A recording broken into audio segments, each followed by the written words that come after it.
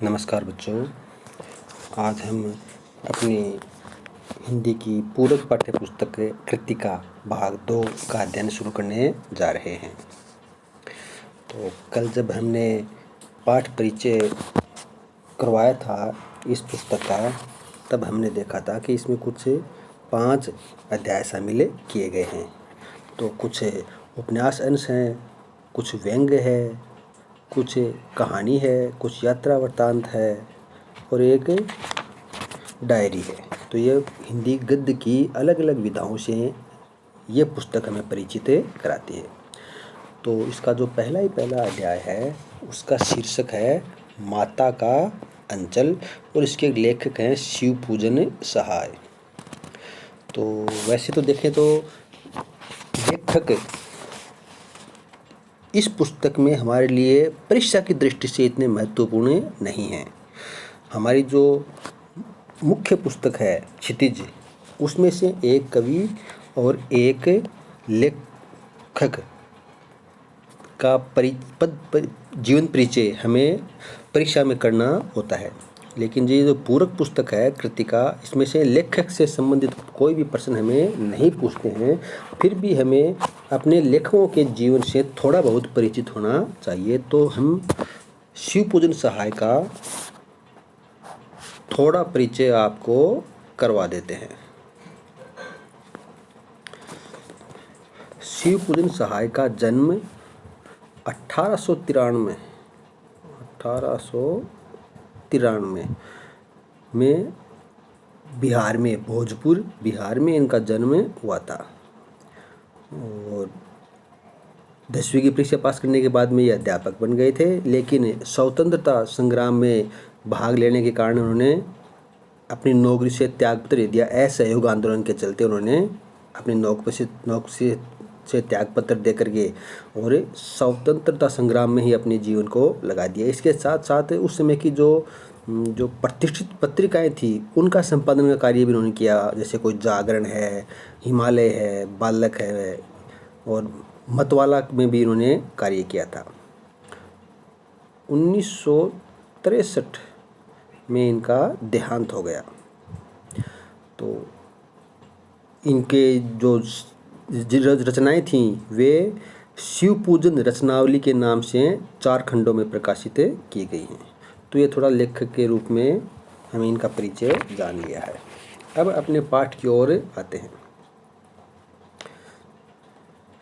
माता का अंचल। देखो पाठ का शीर्षक क्या है, माता का अंचल। अंचल मतलब आंचल, गोद समझ सकते हो आप। ये एकदम ठेठ देहाती ग्रामीण जनता की भाषा में लिखा गया है। आंचलिक उपन्यास है, उस उपन्यास का अंश यहाँ पर हमें पढ़ने को मिलेगा। अब हम देखें कि इसका उद्देश्य क्या है, मूल भाव क्या है। तो जो पाठ है, जो उपन्यास का अंश है, इसमें जो लेखक हैं शिवपूजन सहाय, ये अपने माता पिता के स्नेह और अपने शरारतों से भरे बचपन को याद करते हैं कि माता पिता उनसे किस प्रकार स्नेह करते थे और अपने बचपन में वे किस प्रकार की शरारतें करते रहते थे। बचपन में वे अपने पिता के साथ ही सोते थे, उठते थे, नहाते थे। लेकिन एक बार जब वे सांप को देखा और डर गए तो अपनी पिता की छत्र छाया के स्थान पर माता की गोद में छिप गए। देखो सारे दिन भर हम इस पाठ में पढ़ेंगे कि लेखक हैं वे दिन भर अपने पिता के साथ ही सोते थे, उठते, खाते, पीते, नहाते, घूमते थे।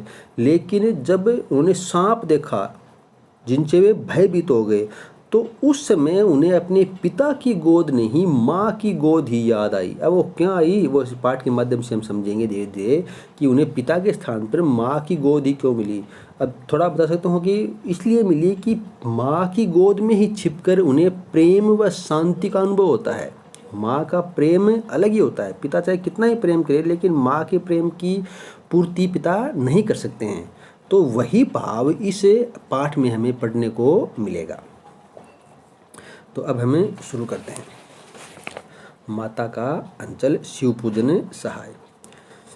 देखो इसमें कहा गया, मैंने बताया था आपको कि ठेठ ग्रामीण देहाती भाषा में इस पाठ की रचना की गई है। तो गाँव में किस प्रकार लोक संगीत होता है, किस प्रकार खेल होते हैं, कौतूहल होती है, लोकगीतों का किस प्रकार उनका ग्रामीण जीवन में महत्व है, वही महत्व है इस पाठ में भी हमें पढ़ने को मिलेगा, समझने को मिलेगा कि जगह जगह लोकगीतों का वर्णन भी इसमें किया गया है, जो ग्रामीण मनोभावों को व्यक्त भी करते हैं। अब देखो, एक लोकगीत के ही दो पंक्ति पहले आई हैं। जहाँ लड़कों का संग तहाँ बाजे मृदंग, जहाँ बूढ़ों का संग तहाँ खर्चे का तंग। तो ये ग्रामीण की लोकगीत की कोई पंक्ति है कि जहाँ पर लड़कों का साथ होता है, बच्चों का साथ होता है, वहाँ बाजे मृदंग। मृदंग वाद्य यंत्र होता है, बजाने का होता है। ये वो होते हैं ना अपने ढोलकी, वैसे सा ही होता है थोड़ा। एक साइड में ढोलकी में दोनों किनारे बराबर होते हैं चमड़े के, लेकिन जो मृदंग होता है उसमें एक साइड बड़ा और एक साइड थोड़ा हल्का होता है, वो भी चमड़े का बजाने का होता है। तो जहाँ पर लड़कों का साथ होता है वहाँ पर मृदंग बाजते हैं, यानी नाच गाना होता रहता है। और जहाँ बूढ़ों का संग, जहाँ पर बूढ़े बैठते हैं, वहाँ पर खर्चे को तंग, वहाँ पर कुछ खर्चा करने का भी हाथ तंग रहता है, खर्चा करने का लिए रुपए पैसे भी नहीं होते हैं। अब आगे देखो, हमारे पिता तड़के ही, देखो यहाँ पर कुछ शब्द हैं, उनके आगे एक दो ऐसे लगा रखा है। तो अब हम देखेंगे तो इन शब्दों का अर्थ है ना, प्रत्येक पृष्ठ के नीचे हमें पढ़ने को मिल जाएगा। तो एक जो मृदंग शब्द था उसका अर्थ है एक तरह का वाद्य यंत्र। दूसरा है तड़के, तो उसका अर्थ होता है प्रभात सवेरा। तो जब आप पाठ्य पुस्तक पढ़ रहे हो किताब, तो उसके नीचे ये कठिन शब्द देख लेना। वैसे मैं बताता रहूँगा, लेकिन आपको फिर भी अगर कोई समझ में नहीं आए तो जो कठिन शब्द हैं उनका अर्थ प्रत्येक पृष्ठ के नीचे यहाँ पर दिया हुआ है। तो हमारे पिता, हमारे मतलब लेखक के पिता तड़के ही, तड़के का मतलब है प्रभात सवेरा, सुबह ही, अंग्रेजी में बोले तो अर्ली इन द मॉर्निंग, सुबह जल्दी उठ करके निबट नहाकर पूजा करने बैठ जाते थे सवेरे ही। हम बचपन से ही उनके अंग लग गए थे। अंग लगना मतलब मुहावरा है, उनके साथ हो गए थे, उनके साथ ही रहते थे, उनके घनिष्ठ हो गए थे। माता से केवल दूध पीने तक का नाता था, रिश्ता था। माता से सिर्फ दूध पीने तक का रिश्ता था, इसलिए पिता के साथ ही हम भी बाहर की बैठक में ही सोया करते थे। वह अपने साथ ही हमें भी उठाते और साथ ही नहला धुलाकर पूजा पर बिठा लेते थे सवेरे ही। हम बभूत, बभूत किसको बोलते हैं? भस्म को, राख को बोलते हैं बभूति, भस्म। तो हम बभूत का तिलक लगा देने के, तिलक मतलब माथे पर तीन लगा देने के लिए उनको दिक करने लगते थे। दिक मतलब तंग करने लगते थे, जिद करने लगते थे कि हमारे भी माथे पर ये बभूत लगाओ। कुछ हंसकर, कुछ झुंझलाकर और कुछ डांटकर वह हमारे चौड़े लीलार में त्रिपुंड कर देते थे। लीलार किसको बोलते हैं? ललाट, माथे को, मस्तक को। और त्रिपुंड बोलते हैं एक प्रकार का तिलक जिसमें ललाट पर यानी माथे पर तीन आड़ी रेखाएं खींचती जाती हैं। आड़ी रेखाएं मतलब जैसे ये समझ लो आप, ऐसी तीन रेखाएं, 1 2 3 माथे में, या फिर ये अर्धचंद्राकार भी हो सकती है, ऐसे 1 2 और 3, ये माथे पर रख देते हैं। आपने देखा होगा साधु सन्यासियों को माथे में आड़ी, तो उसको बोलते हैं त्रिपुंड।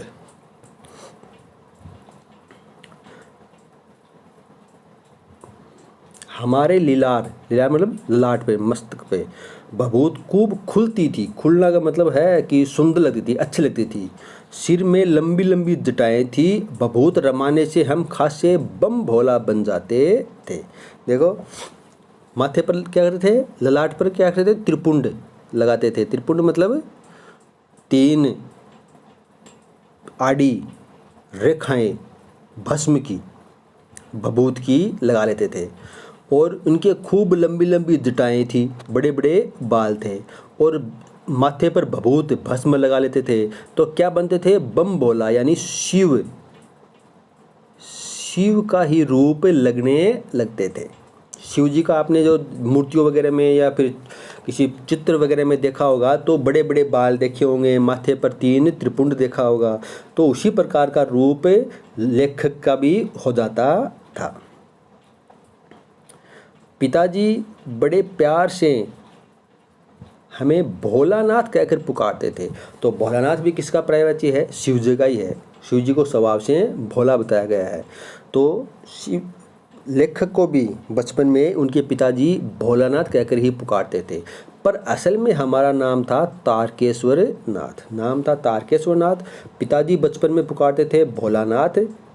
और देखो रचना लिखी है किस नाम से? शिव पूजन सहाय के नाम से। रचना लिखी है शिव पूजन सहाय के नाम से। बचपन का नाम था भोलानाथ और असल में नाम था तारकेश्वर नाथ। पिताजी बोलते थे भोलानाथ।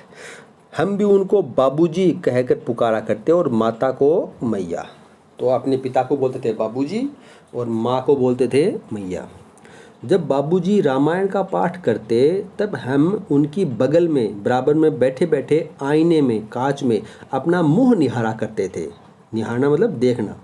जब वह हमारी ओर देखते तब कुछ लजाकर और मुस्कुराकर आईना नीचे रख देते थे। वह भी मुस्कुरा पड़ते थे पिताजी भी प्रार्थना के समय। पूजा पाठ कर चुकने के बाद वह राम राम लिखने लगते अपनी एक रामनामा बही में। आपने भी देखा होगा कुछ व्यक्ति ऐसे होते हैं जो राम का नाम बार बार एक ही पृष्ठ पर राम राम राम राम नाम लिखते हैं। तो ऐसे उनके पिताजी भी एक बही में, जिसे रामनामा बही कहते थे, लेकर उसमें 1000 बार नाम राम का लिखते थे और उसे पाठ करने की पोथी के साथ बांध कर रख देते थे। पोथी किसे बोलते हैं? पोथी बोलते हैं छोटी पुस्तक को। तो उसके साथ उसे रामनामा बही को 1000 बार राम नाम लिख करके छोड़ देते थे। अब देखो ये इस पृष्ठ पर चित्र है जिसमें लेखक का चित्र दिया हुआ है। बाड़ बना करके ऊपर चोटी बना रखी है। लेखक के पिताजी है, इनको एक पेड़ की डाल पर बैठा करके झूला झुला रहे हैं। तो इस चित्र के माध्यम से हम देख सकते हैं कि लेखक अपने पिता के साथ इनका घनिष्ठ संबंध था। 500 बार कागज के छोटे छोटे टुकड़ों पर राम नाम लिखकर आटे की गोलियों में लपेटते और उन गोलियों को लेकर गंगा जी की ओर चल पड़ते थे। उस समय हम भी उनके कंधे पर विराजमान रहते थे। वह जब गंगा में एक एक आटे की गोलियां फेंककर मछलियों को खिलाने लगते तब भी हम उनके कंधे पर ही बैठे बैठे हंसा करते थे। जब वह मछलियों को चारा मतलब वह आटा और आटे के अंदर वो राम नाम की पर्ची देकर घर की ओर लौटने लगते तब बीच रास्ते में झुके हुए पेड़ों की डालों पर हमें बैठकर झूला झुलाते थे, जैसा कि हमने पीछे वाले चित्र में देखा है। अब देखो वो राम नाम लिखते 500 बार एक कागज़ पर दूसरी में, और उसमें एक एक कागज़ को अलग एक एक राम के नाम को आटे की गोलियों में मिला करके उनमें आटे की गोलियों को मछलियों को खिलाते थे। क्यों खिलाते थे? तो हम मान सकते हैं कि राम का नाम यदि उन मछलियों के पेट में पहुंचेगा तो उन्हें भी मोक्ष की प्राप्ति होगी, उन्हें भी उद्धार हो जाएगा उनका भी। ऐसा लेखक के पिताजी का विचार था। कभी कभी बाबूजी हमसे कुश्ती भी लड़ते। वह स्थिल का मतलब होता है कमज़ोर होकर के, ढीला होकर के, जानबूझ करके अपने आप को कमज़ोर मान लेते थे, ढीला मान लेते थे। बच्चे से कुश्ती करते लेकिन अपने आप को थका हुआ कमज़ोर मान करके हमारे बल को बढ़ावा देते, यानी छोटे बच्चे को, और हम उनको पछाड़ देते थे, हरा देते थे। वह उतान पड़ जाते। उतान का मतलब है कि पीठ के बल लेट जाते। हम मानते हैं ना कुश्ती में करते हैं तो ऐसा मानते हैं कि जब पीछे के दोनों कंधे ज़मीन पर स्पर्श हो जाते हैं, मिट्टी को स्पर्श हो जाते हैं, तो उसे पराजित मान लेते हैं। तो उतान का मतलब है कि वह पीठ के बल लेट गए, यानी उसके दोनों कंधे ज़मीन पर टच हो गए हैं, स्पर्श हो गए हैं, तो इसका मतलब वे हार गए। तो वे उतान पड़ जाते थे, पीठ के बल लेट जाते थे और हम उनकी छाती पर चढ़ जाते थे। जब हम उनकी लंबी लंबी मूछें उखाड़ने लगते तब वह हंसते हंसते हमारे हाथों को मूछों से छुड़ाकर उन्हें चूम लेते थे। फिर जब हमसे खट्टा और मीठा चुम्मा मांगते तब हम बारी बारी कर अपना बायां और दाहिना गाल उनके मुंह की ओर फेर देते थे। बाएं का खट्टा चुम्मा लेकर जब वह दाहिने का मीठा चुम्मा लेने लगते तब वह अपनी दाढ़ी या मूछ हमारे कोमल गालों पर गड़ा देते थे। हम झुंझलाकर फिर उनकी मूछें नोचने लगते जाते थे। इस पर वह बनावटी रोना रोने लगते और हम अलग खड़े खड़े खिलखिलाकर हंसने लग जाते थे। देखो, तो इन पंक्तियों में लेखक ने अपने पिता के साथ जो संबंध था उसका वर्णन यहाँ पर किया है कि उसके पिता के साथ उसका किस प्रकार का व्यवहार था। अब ये क्यों कर रहे हैं, देखो इसमें आगे पढ़ समझ में आएगा हमें कि ये इस प्रकार का व्यवहार हमें क्यों बता रहे हैं कि पिता के साथ उनका कितना घनिष्ठ संबंध था। पिता के साथ कुश्ती करते थे, उनकी मूँछों से खेलते थे, हैं। तो ये सब उन लेखक का और उनके पिता के आपसी जो प्रेम संबंध थे, जो घनिष्ठ संबंध था, उस संबंध के बारे में यहाँ पर हमें पढ़ने को मिल रहा है। उनके साथ हंसते हंसते जब हम घर आते तब उनके साथ ही हम भी चौके पर, यानी रसोई के खाने चौके पर खाने बैठते थे।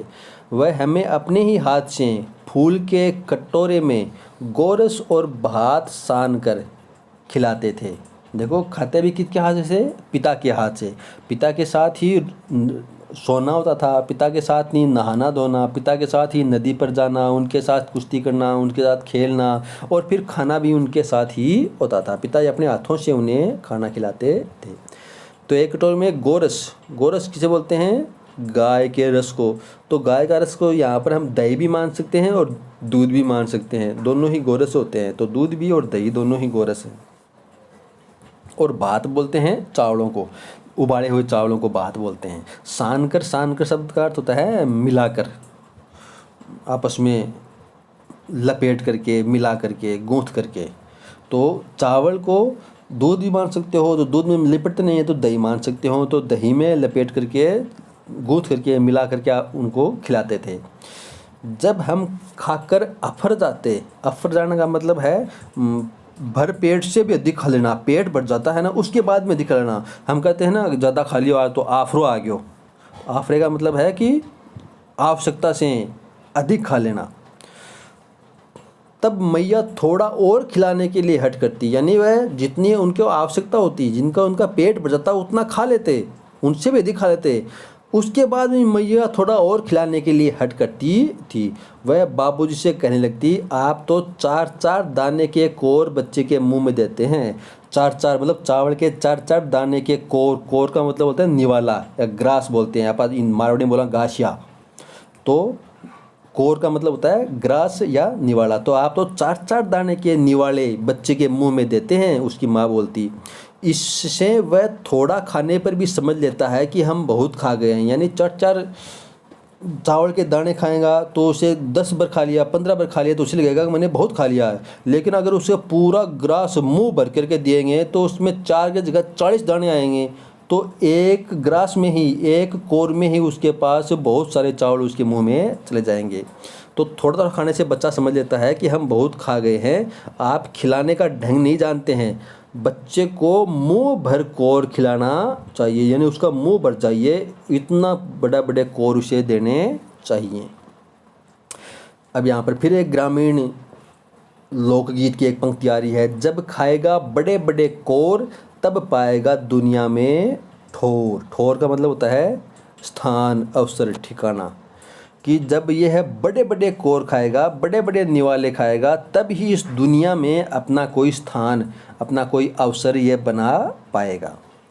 उनकी माँ कहती, देखिए मैं खिलाती हूँ मर्दुए, मर्दुए मतलब मर्द, पुरुष, क्या जाने कि बच्चों को कैसे खिलाना चाहिए। और महतारी, महतारी मतलब माता। देखो, महतारी के हाथ से खाने पर बच्चों का पेट भी भरता है, यानी माँ के खाने, माँ के हाथ से खिलाने पर ही बच्चे का पेट भरता है। यह कह कर वह थाली में दही भात, तो देखो वो गोरस का मतलब क्या हो गया? दही हो गया। यहाँ पर दही में भात यानी चावल मिलाती, शांति और मिलाती, और अलग अलग तोता, मैना, कबूतर, हंस, मोर आदि के बनावटी नाम से कोर बनाकर, मतलब अलग अलग कोर बना दिया, निवाला बना दिया कि ये एक तोता का है, ये मैना का, ये कबूतर का, ये हंस का, ये मोर का है। ये कहते हुए खिलाती जाती है कि जल्दी खा लो नहीं तो उड़ जाएंगे। कि ये मोर है, उसका खाकर मोर ले जाएगा, खाकर उड़ जाएगा। ये तोते का है, तोता खाकर उड़ जाएगा। तो अगर तुम खा लोगे तो वह नहीं खा पाएंगे। तो ये बहाने से, खेल खेल के माध्यम से माँ उसे और ग्रास और निवाले खिला देती। पर हमें उन्हें इतनी जल्दी उड़ाना मतलब खा लेते कि उन्हें उड़ने का यानी उन पक्षियों को खाने का अवसर ही नहीं मिलता था। तो पिता खिला रहे थे, लेकिन यहाँ पर माँ के प्रेम को दर्शाया है कि माँ उन्हें किस प्रकार खिलाती, अलग अलग पक्षियों के नाम का कोर बना करके, और बड़े बड़े कोर से उसका पेट जल्दी भर देती थी। तो ये कहानी है, हमने आज थोड़ी पढ़ी है, बाकी की कहानी का अध्ययन हमें कल करेंगे। आज के लिए इतना ही, धन्यवाद।